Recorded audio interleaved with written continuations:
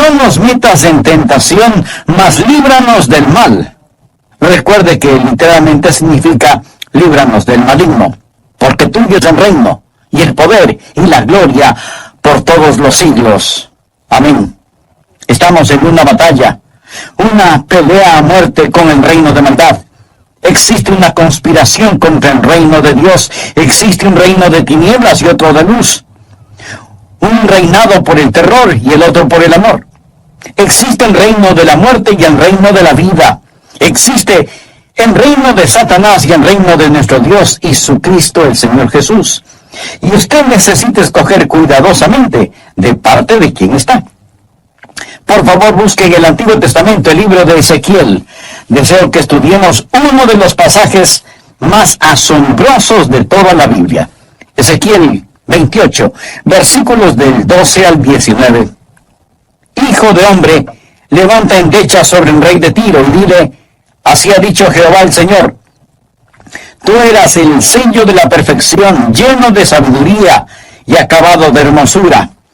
En Edén, en el huerto de Dios estuviste, de toda piedra preciosa era tu vestidura, de cornerina, topacio, jaspe, crisólito, berilo y ónice, de zafiro, carbunclo, esmeralda y oro. Los primores de tus tamborines y flautas estuvieron preparados para ti en el día de tu creación. Tú, querubín grande, protector, yo te puse en el santo monte de Dios, allí estuviste. En medio de las piedras de fuego te paseabas. Perfecto eras en todos tus caminos desde el día que fuiste creado hasta que se halló en ti maldad. A causa de la multitud de tus contrataciones fuiste lleno de iniquidad y pecaste, por lo que yo te eché del monte de Dios y te arrojé de entre las piedras del fuego, oh querubín protector. Se enalteció tu corazón a causa de tu hermosura, corrompiste tu sabiduría a causa de tu esplendor. Yo te arrojaré por tierra, delante de los reyes te pondré para que miren en ti. Con la multitud de tus maldades y con la iniquidad de tus contrataciones, profanaste tu santuario. Yo pues saqué fuego de en medio de ti, el cual te consumió, y te puse en ceniza sobre la tierra a los ojos de todos los que te miran. Todos los que te conocieron de entre los pueblos se maravillarán sobre ti. Espanto serás, y para siempre dejarás de ser. En una guerra es absolutamente necesario no subestimar al enemigo. Debemos conocer a nuestro enemigo. Por ello, este pasaje de Ezequiel es uno de los más importantes en toda la Biblia, para desenmascarar al diablo y verlo tal y como es, y cómo llegará a ser un día. No podemos ignorar que existen dos reinos. El diablo es el príncipe de este mundo, pero nosotros somos ciudadanos del reino celestial y vivimos en territorio enemigo. Jesús dijo en Apocalipsis a la iglesia de Pérgamo, yo conozco tus obras y dónde moras, donde está el trono de Satanás. Es decir, ustedes están viviendo en la sede del infierno. Vivimos en territorio enemigo. Necesitamos que se nos advierta esto a tiempo para poder estar armados y preparados para la contienda. El reino de maldad tiene un rey. Jesús lo llamó en Juan 14:30 el príncipe de este mundo. Entonces, ¿por qué este mensaje va dirigido al rey de Tiro? El versículo 12 dice que levantemos endecha sobre el rey de Tiro. El rey de Tiro es un nombre misterioso, un nombre simbólico dado a Satanás. Este es un tipo del diablo. Ahora bien, el rey de Tiro literalmente existió, y en los primeros 11 versículos leerá sobre él. Era un rey egomaniático que vivió en el Líbano. Él creía ser Dios, y Dios le habló una palabra de juicio, pero esta pasaba más allá de dicho rey, iba dirigida al poder detrás del trono. Verá, había alguien que hacía que este rey se comportara de esa manera, alguien que ponía sugerencias en su malvada mente, y era Satanás. Por ello, Dios se dirige al diablo a través del rey de Tiro. Se dará cuenta que en las Escrituras Dios habla a Satanás a través de otros. Por ejemplo, En el huerto de Edén, Dios habló al diablo por medio de la serpiente, ya que ésta era el emisario de Satanás. Otro ejemplo está en Mateo 16:22, cuando Pedro comenzó a reprender a Jesús cuando él le hablaba de la cruz. Y el Señor le contestó: quítate de delante de mí, Satanás. Me eres tropiezo porque no pones la mira en las cosas de Dios, sino en las de los hombres. Bien, ¿estaba Jesús hablándole a Pedro o al diablo? Él le hablaba a Satanás a través de Pedro cuando dijo: quítate de delante de mí, Satanás. Aquí tenemos el mismo caso. Dios no está hablando principalmente al rey de Tiro, sino al poder detrás del trono, al que motivaba y manipulaba a ese malvado rey.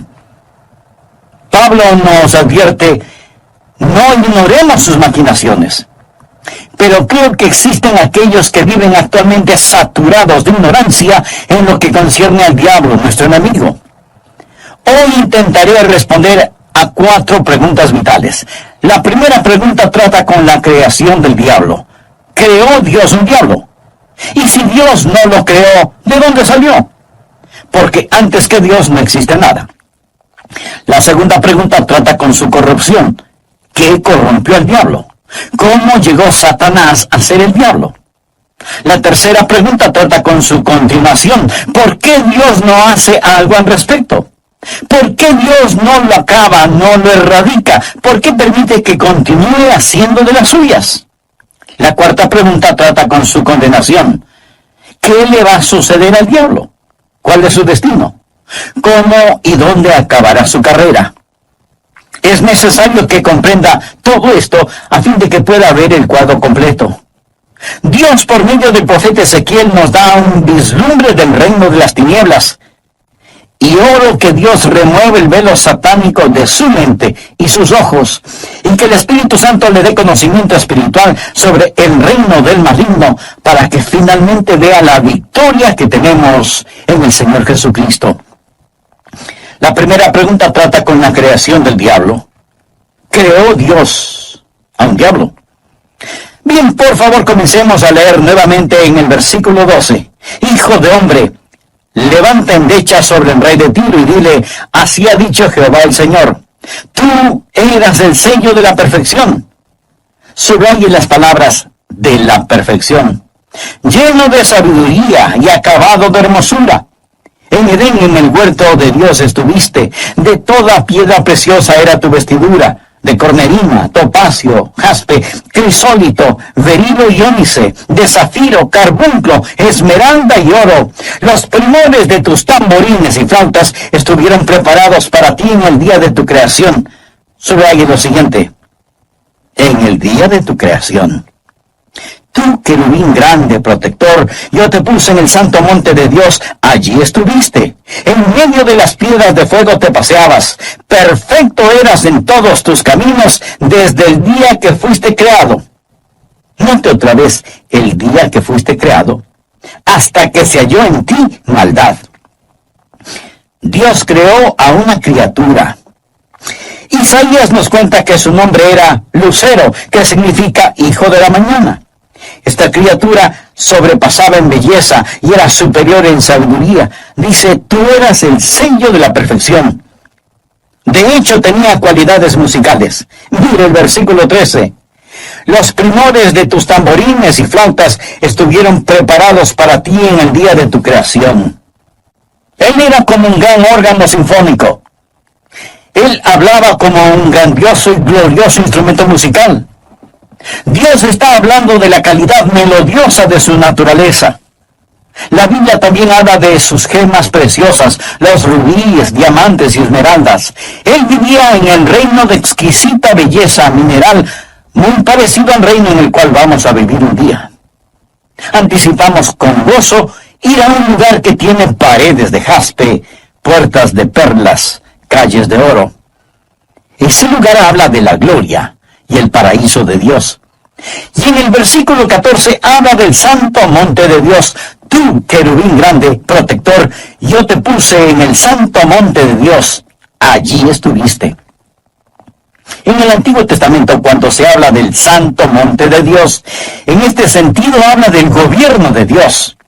Isaías 2:2 dice, en lo postrero de los tiempos será confirmado el monte de la casa de Jehová. Literalmente significa el gobierno de Dios. Y aquí había una criatura asociada con el gobierno de Dios. Estaba encargado de los asuntos del cielo. Yo creo que era el primer ministro del reino celestial y él trabajaba bajo la autoridad de Dios en el vasto dominio del universo. Y estaba allí, en el Monte Santo. El Monte Santo significa el gobierno de Dios. ¿Qué autoridad poseía? Muy bien, continuemos con el versículo 14. Tú, querubín grande. La palabra usada en hebreo que aparece aquí como grande significa ungido. Un querubín escogido de entre los demás. Los querubines eran el rango más alto en las categorías de ángeles. Los ángeles están categorizados según su poder. Existen diferentes rangos. Lucero era el más distinguido entre los querubines. Era un querubín ungido. La palabra protector en hebreo, según dicen los eruditos, literalmente significa extender las alas. ¿Ha visto las ilustraciones del Arca del Pacto con los querubines extendiendo sus alas? Tiene que ver con la santidad de Dios, la adoración a Dios. Este querubín no solo tenía que ver con el gobierno de Dios, sino también con la adoración y la santidad de Dios. Parece que él recibía la autoridad de Dios y administraba el universo, recibiendo la adoración de éste y pasándosela a Dios. Por favor, leamos el versículo 18. Con la multitud de tus maldades y con la iniquidad de tus contrataciones, profanaste tu santuario. Un santuario es un lugar de adoración. Él tenía cierto tipo de sacerdocio. Era una criatura increíble. Él estaba en la clase más alta de todo lo creado. Pero volvamos a nuestra pregunta. ¿Creó Dios al diablo? No. Dios creó a un querubín ungido. Dios creó a un ser perfecto, no a un diablo malévolo, no a una criatura horripilante. Note el versículo 15. Perfecto eras en todos tus caminos desde el día que fuiste creado. Dios, siendo perfecto, no creó imperfección. Esta es la respuesta a nuestra primera pregunta. La segunda trata con su corrupción. ¿Qué corrompió al diablo? ¿Cómo el diablo llegó a ser el diablo? Veamos el versículo 15. Perfecto eras en todos tus caminos desde el día que fuiste creado hasta que se halló en ti maldad. A causa de la multitud de tus contrataciones fuiste lleno de iniquidad y pecaste. La palabra contrataciones en la multitud de tus contrataciones literalmente significa aquello que pasa por las manos, como abundancia de comercio. Verá, un comerciante obtiene algo de una persona, se la vende a otra persona y así sucesivamente ese objeto pasa de mano en mano. Él era un comerciante. La mercadería pasaba por sus manos. ¿Qué pasaba por las manos de este querubín lucero? La autoridad de Dios. Al estar sobre el santo monte de Dios, al ser el primer ministro del cielo, la autoridad de Dios pasaba por sus manos. ¿Qué otra cosa pasaba por sus manos? Él era un querubín ungido que protegía, que estaba en el santuario de Dios. Él recibía la adoración a Dios y luego debía pasarla al Padre. Pero empezó a tomar ventaja de su oficio, a quedarse con la mercancía. ¿Ha conocido algún político que haga algo parecido? Se ve en un lugar de autoridad, administrando las posesiones de otros, y se le sube a la cabeza. Empieza a pensar que él tiene ciertos privilegios y comienza a tomar lo que no es suyo. Es exactamente lo que el diablo hizo. Empezó a tomar ventaja de su oficio, de su dignidad, de su autoridad. Él comenzó a pensar, yo soy tan hermoso, tan sabio, tan importante. Tengo mucha autoridad para no poseer alguna autoridad propia y para no recibir algunas de estas alabanzas. La esencia de su pecado, literalmente, fue el orgullo.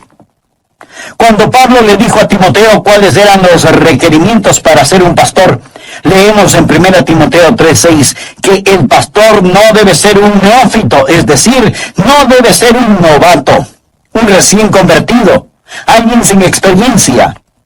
Y la razón de esto es, no sea que envaneciéndose caiga en la condenación del diablo. Este pasaje nos dice muy claramente lo que le sucedió al diablo. Él se exaltó con orgullo. Necesitamos tener cuidado. De vez en cuando algún hombre vendrá y dirá, Dios me ha llamado a predicar. Y si eso es cierto, debemos dar gracias a Dios. Pero hay que tener discernimiento. A veces la membresía, al ver a un hombre con muchos talentos, le dicen, excelente, queremos que usted predique. Y empieza a predicar, a administrar las cosas santas en el gobierno de Dios. Él llega a ser una autoridad. No es simplemente un predicador, ahora es un pastor, un obispo. Él administra los asuntos de Dios y la gente alaba a Dios por medio de él. Él obtiene alabanza que debe ir directamente a Dios. Si este novato no es cuidadoso, comenzará a tomar para sí lo que no le pertenece. La gente le dirá, hermano, ese fue el mejor sermón que jamás haya escuchado en mi vida. Y él se lo creerá. Lo hice muy bien. Y se llena de orgullo. Lo he visto suceder muchas veces. Suben como un cohete y caen como una roca. Cayó en la condenación del diablo. Está muy claro, el diablo llegó a ser Satanás al llenarse de orgullo y comenzó a tomar para sí lo que no le pertenecía. Versículo 17. Se enalteció tu corazón a causa de tu hermosura. Subraye la palabra de hermosura. Corrompiste tu sabiduría a causa de tu esplendor. Subraye la palabra sabiduría. No piense que el diablo no tiene sabiduría. Amigo, la tiene. No piense que el diablo no tiene hermosura. Amigo, la tiene. Pero deseo que aprenda que su belleza es una hermosura manchada y su sabiduría es una sabiduría corrompida. Él es hermoso. No piense que es un monstruo rojo con cuernos. ¿Cómo describe la Biblia al diablo? Escuche, como un ángel de luz. Su nombre es Lucero, portador de luz. El diablo, además, es un amante de la belleza. También es sabio. Pablo en 2 Corintios 2:11 habla de sus maquinaciones, sus artimañas. Dice que no debemos ignorar sus maquinaciones. Y en Efesios 6:11 nos dice, vestíos de toda la armadura de Dios para que podáis estar firmes contra las acechanzas del diablo. También nos advirtió en 2 Timoteo 2:26 sobre los lazos del diablo. Él es tan sabio que Jesús dijo, de tal manera que engañarán, si fuera posible, aún a los escogidos. Sabía que el diablo no lo ha engañado, no porque usted es tan sabio, sino porque Dios no lo deja.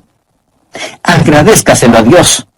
Y no diga que el diablo no lo puede engañar, porque Jesús dijo que hasta los elegidos serían engañados si Dios se lo permitiera.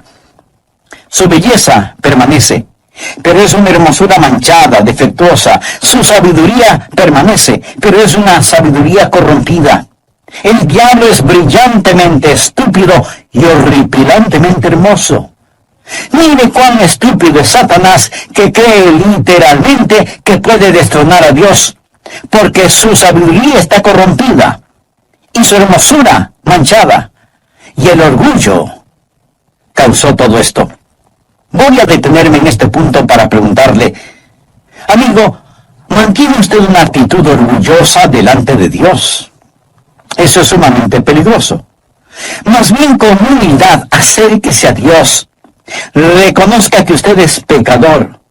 Arrepiéntase de sus pecados y por fe acepte el regalo del perdón y de nueva vida en Cristo Jesús, recibiéndolo como su Señor y Salvador. Hable con Dios por medio de la oración. Y una vez que usted sea un hijo de Dios, nuestro, la enseñó el mismo Señor Jesucristo. Padre nuestro que estás en los cielos, santificado sea tu nombre. Venga tu reino. Hágase tu voluntad, como en el cielo, así también en la tierra. El pan nuestro de cada día, dánoslo hoy. Y perdónanos nuestras deudas, como también nosotros perdonamos a nuestros deudores. Y no nos metas en tentación, mas líbranos del mal o del maligno. Porque tuyo es el reino, y el poder, y la gloria, por todos los siglos. Amén. Recuerde que estamos en una batalla, una pelea a muerte con el reino de maldad, porque existe una conspiración contra el reino de Dios. Hay un reino de tinieblas y otro de luz. Un reino gobernado por el terror y otro reino gobernado por el amor. Existe el reino de la muerte y existe el reino de la vida. Existe el reino de Satanás y el reino de nuestro Dios y de su Cristo, el Señor Jesús. Y usted necesita escoger cuidadosamente de parte de quién está. Mi amigo, en una guerra es absolutamente necesario no subestimar al enemigo. Debemos conocer a nuestro enemigo. Y no podemos ignorar que existen dos reinos. El diablo es el príncipe de este mundo, pero nosotros somos ciudadanos del reino celestial, pero estamos viviendo en territorio enemigo. Y necesitamos que se nos advierta de esto a tiempo para poder estar armados y preparados para la contienda. El reino de maldad tiene un rey. En Juan 14:30, Jesús lo llamó el príncipe de este mundo. Y el apóstol Pablo nos dice que no debemos ignorar sus maquinaciones. Tristemente, muchos seres humanos en la actualidad viven saturados de ignorancia en lo concerniente al diablo, nuestro enemigo. Intentaré responder a varias preguntas vitales. Primero, ¿creó Dios un diablo? Y si Dios no lo creó, ¿de dónde salió? Porque antes que Dios no existe nada.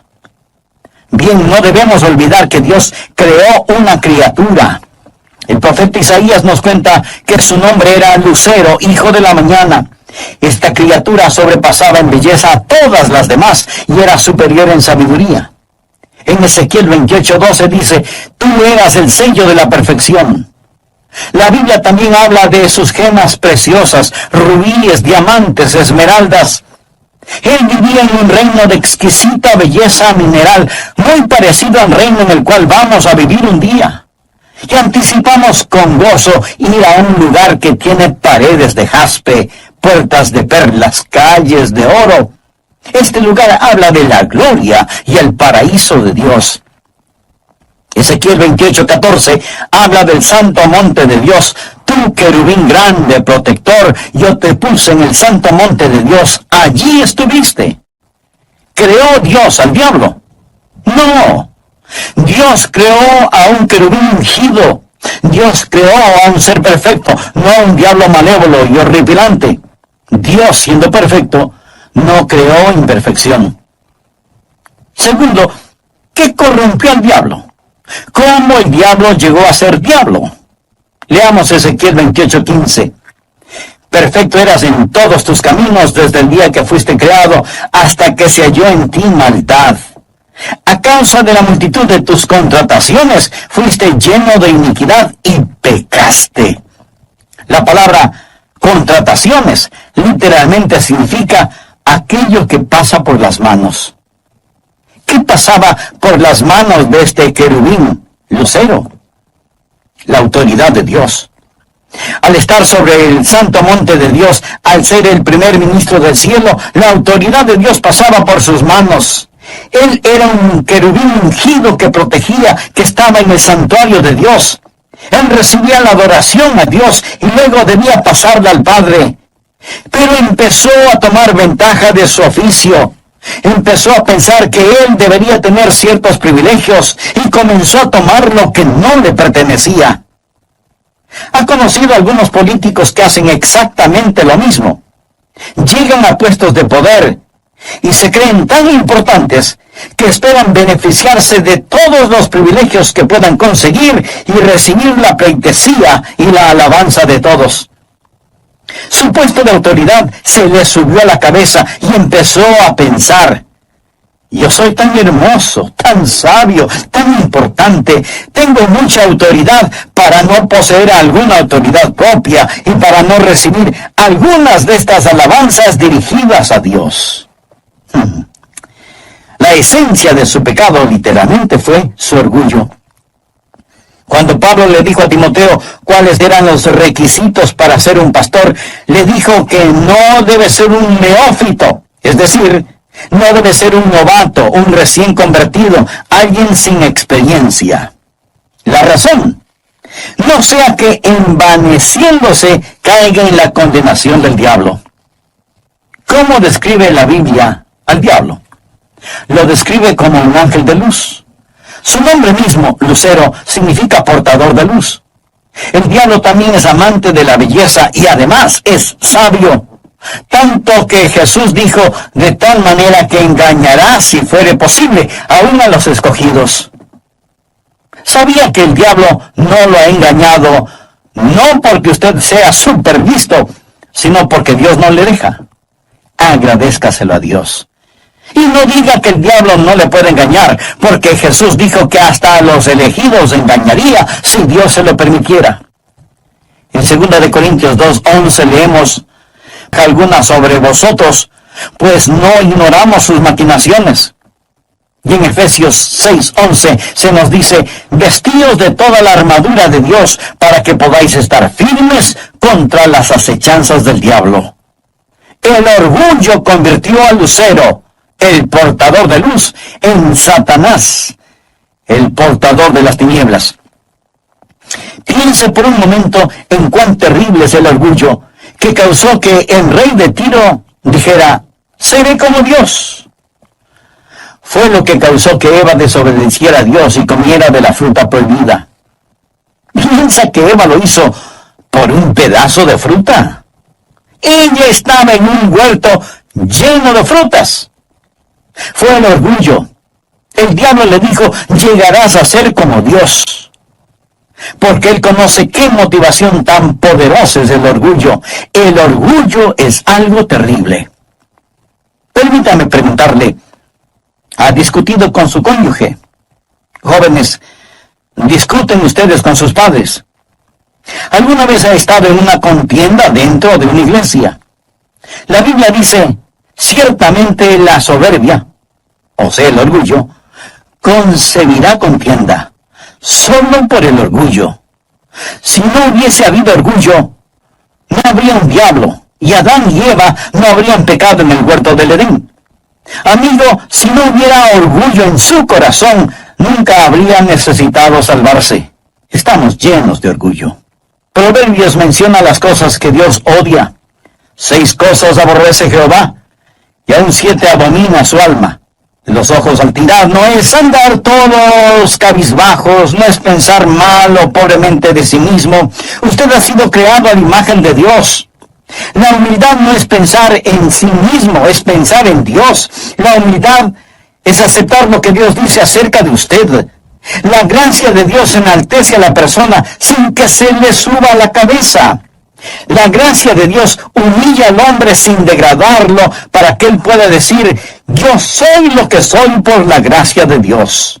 La humildad es creer lo que Dios dice acerca de usted y aceptarlo.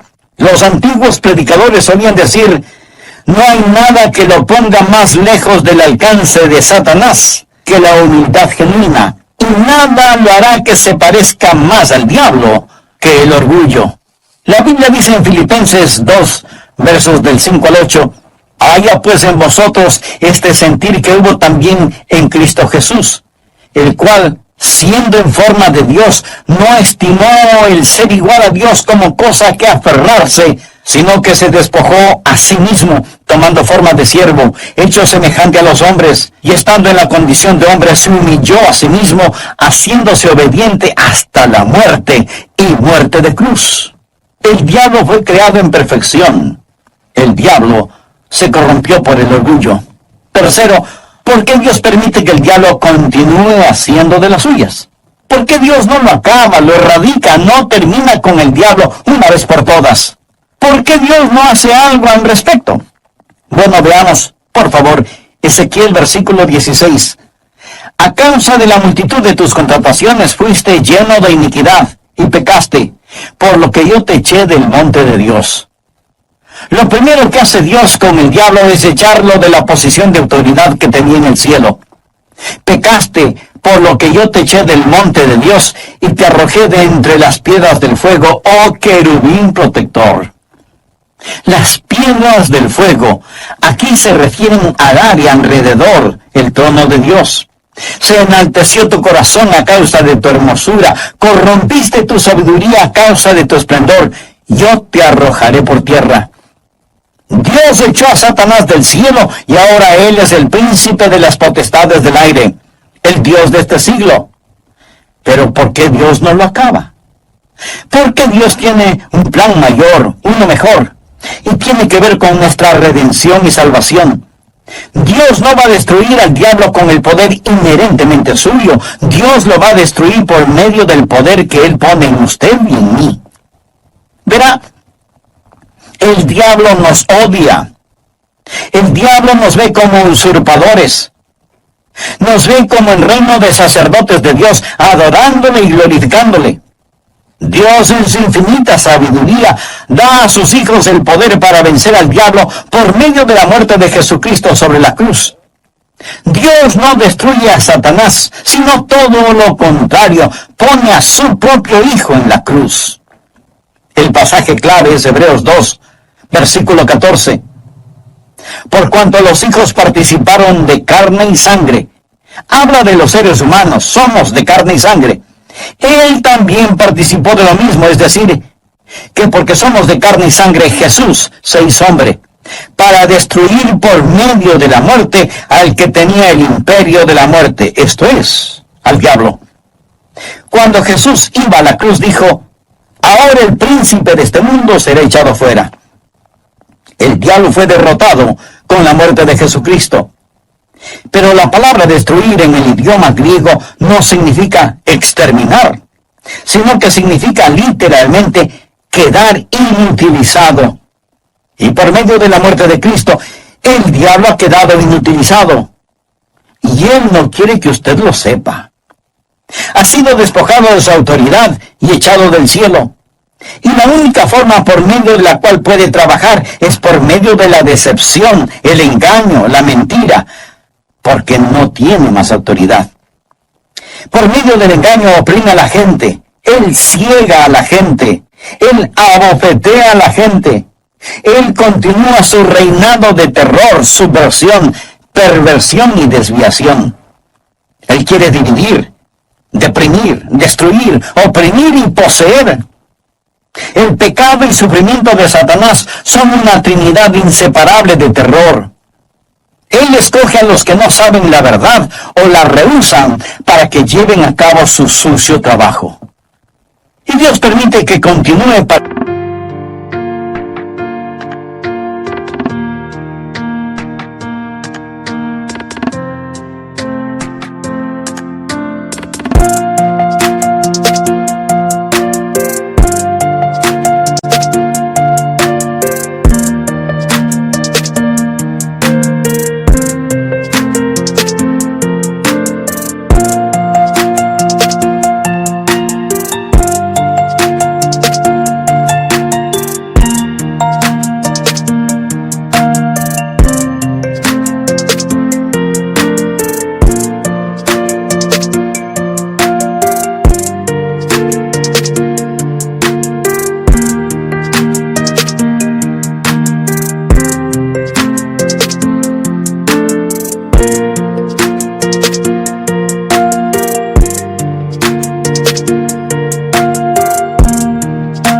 lograr su plan final, para redimirnos, darnos poder, vida y victoria, mayor que la que el diablo llegó a conocer. Escuchó que dije, mayor. Vamos a ser herederos de Dios y coherederos con Jesucristo, es decir, compartir por igual. Dios nos ama tanto que permite que el diablo continúe y envió a Jesús para que muriera en la cruz, para crear una raza de gente redimida que gobernará y reinará con Él para siempre. Esto es profundo y glorioso. Hablamos sobre su creación, su corrupción, su continuación, y ahora permítame hablarle sobre la condenación del diablo. ¿Qué le va a suceder al diablo? Ezequiel 29, versículo 19. Todos los que te conocieron de entre los pueblos se maravillarán. Por favor, subrayen maravillarán. Significa que se sorprenderán al verlo. Todos los que te conocieron de entre los pueblos se maravillarán sobre ti. Espanto serás, y para siempre dejarás de ser. En otras palabras, vendrá el día cuando el diablo no aterrorizará más a la gente. Vendrá el día cuando su poder falso, su autoridad y su belleza distorsionada le será arrebatada. Será encadenado y ridiculizado.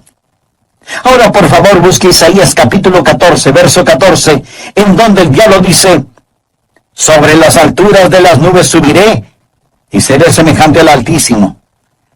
Pero observe el versículo 15. Mas tú derribado eres hasta el Seol, a los lados del abismo. Satanás aún no está en el infierno, pero llegará a estar. Este es el lugar preparado para él y sus ángeles. Mas lo mejor está por venir. Mire lo que dice Isaías 14, versículo 16. Se inclinarán hacia ti los que te vean. La gente lo va a observar, a estudiar. Al verlo dirán: miren eso. Como ver a un animal enjaulado en el zoológico. La gente se asombrará. Se inclinarán hacia ti los que te vean, te contemplarán diciendo: ¿es este aquel varón que hacía temblar la tierra, que trastornaba los reinos? ¿Es este el que hacía temblar la tierra y los reinos, el que hizo del mundo un desierto destruyéndolo, el que no abría las puertas de sus prisiones? ¿Es este gusano, este debilucho, esta criatura insignificante, arruinada y patética, que ha sido despojada, conquistada y avergonzada? Y al instante la gente verá la insensatez, la estupidez de seguir al diablo. Existe un reino de maldad y un reino de Dios. Asegúrese, amigo, de que usted está en el reino de Dios, porque donde el diablo acabará, allí también irán a parar sus seguidores. Por lo tanto, no tiene sentido seguir a un perdedor. El pecado no puede ganar, y la fe no puede fracasar.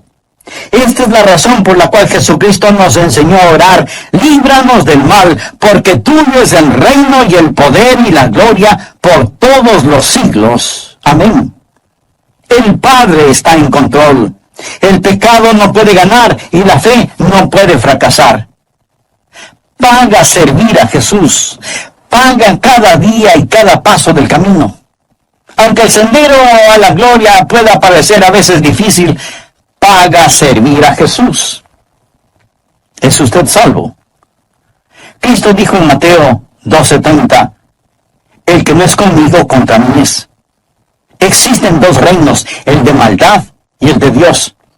Si no está en el reino de Dios, entonces está en el de la maldad. El que no es conmigo, contra mí es. Y el que conmigo no recoge, desparrama. Hay dos reinos. Y cada ser humano está en uno de los dos, o en el reino del diablo, o en el reino de Dios. Estimado amigo, deseo hacerle una pregunta. Sea por favor honesto consigo mismo. ¿Es usted salvo? Yo no le pregunté si es usted católico, bautista, metodista o de alguna otra denominación. Lo que quiero decir es que usted necesita saber sin lugar a dudas que se ha arrepentido de sus pecados y que ha recibido a Cristo como su Salvador.